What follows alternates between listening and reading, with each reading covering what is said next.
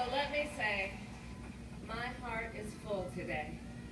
My heart is full today, full of gratitude for the trust you have placed in me, full of love for our country, and full of resolve.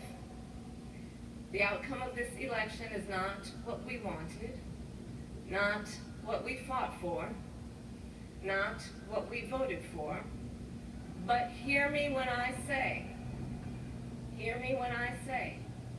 the light of America's promise will always burn bright. As long as we never give up, and as long as we keep fighting.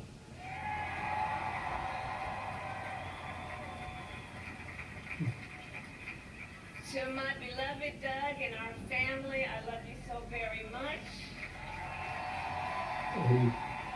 He's gone somewhere. To President Biden and Dr. Biden, thank you for your faith and support. To Governor Walz and the Walz family, I know your service to our nation will continue. And to my extraordinary team, to the volunteers who gave so much of themselves, to the poll workers and the local election officials, I thank you all. Look, I am so proud of the race we ran, and the way we ran it, over the 107 days of this campaign. We have been intentional about building community and building coalitions, bringing people together from every walk of life and background, united by love of country with enthusiasm and joy in our fight for America's future. And we did it with the knowledge that we all have so much more in common than what separates us. Now I know folks are feeling and experiencing a range of emotions right now. I get it. But we must accept the results of this election. Earlier today, I spoke with President-elect Trump and congratulated him on his victory. I also told him that we will help him and his team with their transition, and that we will engage in a peaceful transfer of power.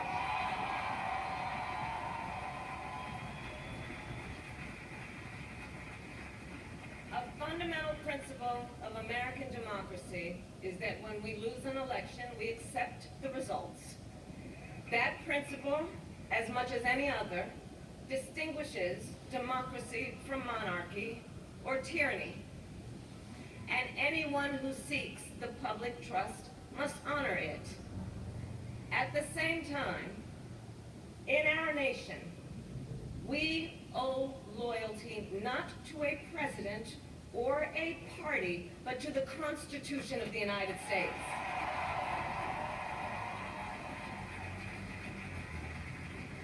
And loyalty to our conscience and to our God.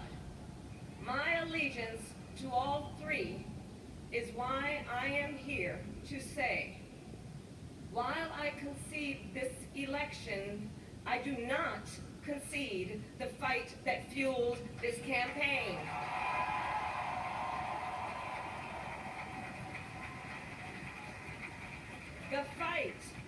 The fight for freedom, for opportunity, for fairness, and the dignity of all people. A fight for the ideals at the heart of our nation, the ideals that reflect America at our best. That is a fight I will never give up.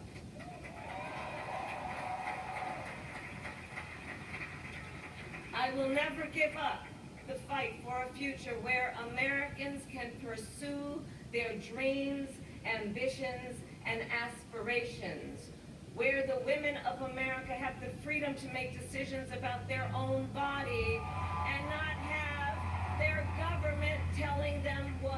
do. We will never give up the fight to protect our schools and our streets from gun violence. And America, we will never give up the fight for our democracy, for the rule of law, for equal justice, and for the sacred idea that every one of us, no matter who we are or where we start out, has certain fundamental rights and freedoms that must be respected and upheld.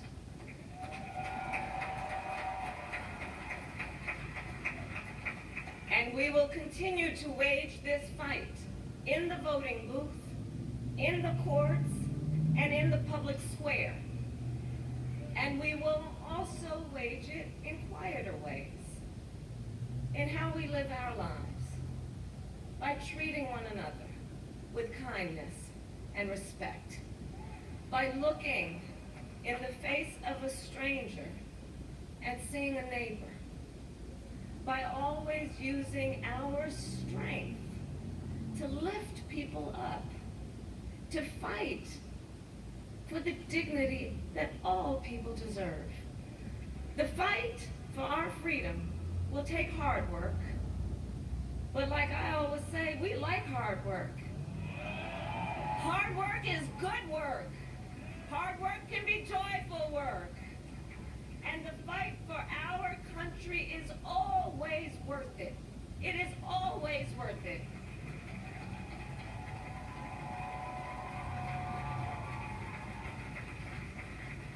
To the young people who are watching, it is, I love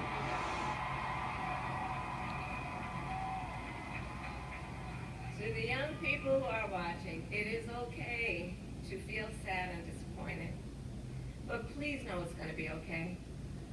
On the campaign, I would often say, when we fight, we win. But here's the thing. Sometimes the fight takes a while. That doesn't mean we won't win. That doesn't mean we won't win. The important thing is don't ever give up. Don't ever give up. Don't ever stop trying to make the world a better place. You have power. You have power. And don't you ever listen when anyone tells you something is impossible because it has never been done before.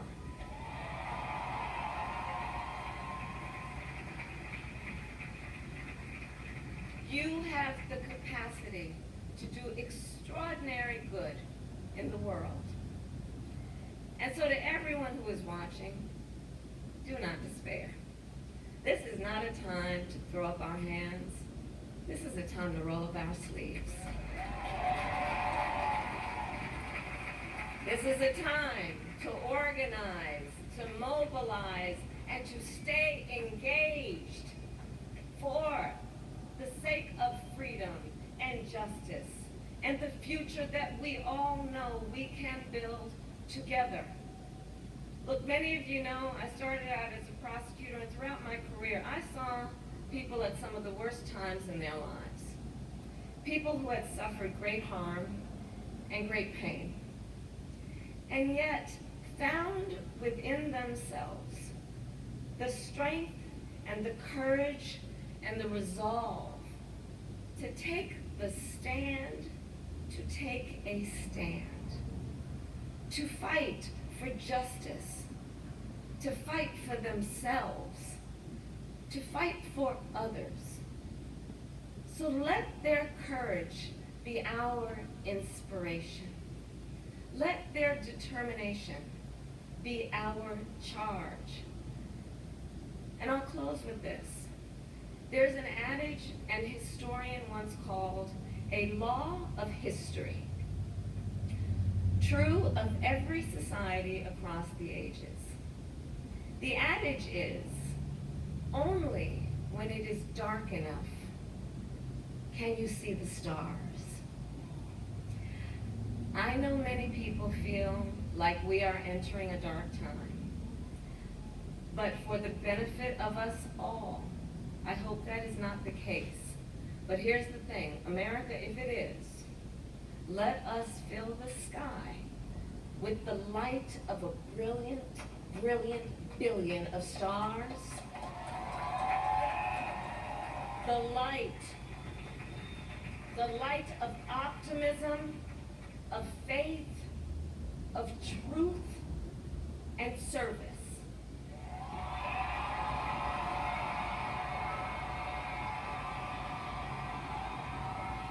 Hey, Jew. And may that work guide us, even in the face of setbacks, toward the extraordinary promise of the United States of America. I thank you all. May God bless you, and may God bless the United States of America.